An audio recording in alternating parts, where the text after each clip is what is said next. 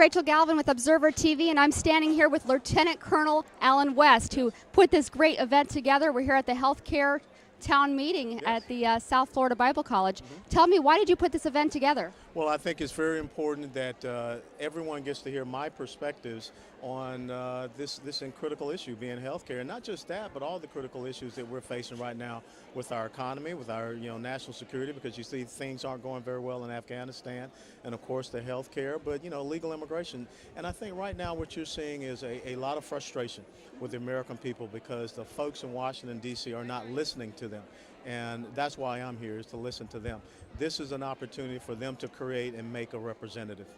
Great. And what do you think is the most important issue in this debate over health care? Well, I think that you cannot go forth with reforming healthcare without having some type of tort reform. And I think you also need to look at what we need to do with the illegal immigration situation, because as you know, that affects healthcare, education, the economy, and a myriad of things. But we've got to start looking at what is the real problem to solve, and not just say we're going to allow the government to subsume our liberties and our freedoms.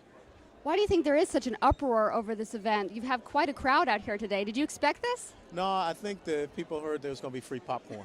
So, no, I think that people have come to know me from when I ran in 2008 to now that I'm going to give them the truth.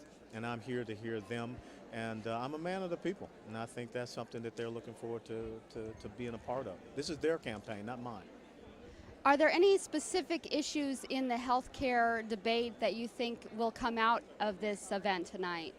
Oh yeah, I think that one of the critical things that folks want to know is, how do we do the things to make sure that we are providing the best health care and the best health care insurance for the American people, and that's what I want to talk about. But I want to make sure that we frame it within the confines of our Constitution. That should be the basis that we look at everything, because that is what makes us the American people.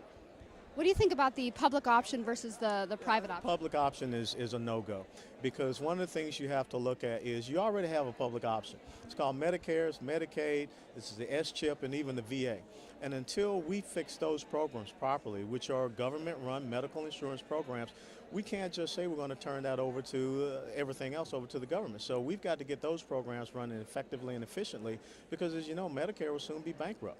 So how do we fix those things first and foremost? And the other thing, and I'm going to talk about tonight, the government is the only entity that can run itself at a loss. And then when it needs more capital, they just create legislation to tax us. So that's not a fair fight, if you want to call it that way. If you could have everybody here come out with one thing tonight, what would it be?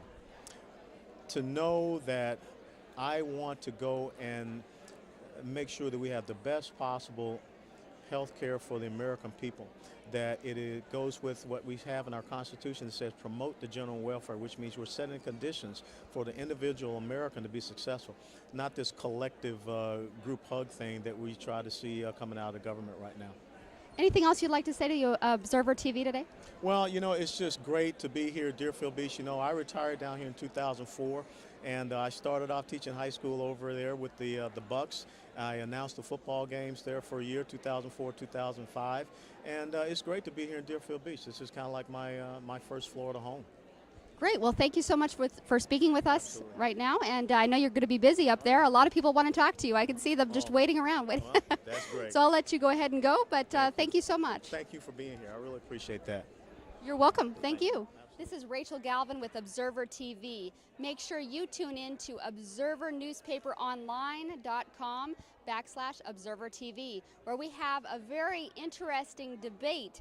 There was a special town hall meeting at the South Florida Bible College hosted by Lieutenant Colonel Alan West, and over 600 people showed up to make their voices heard.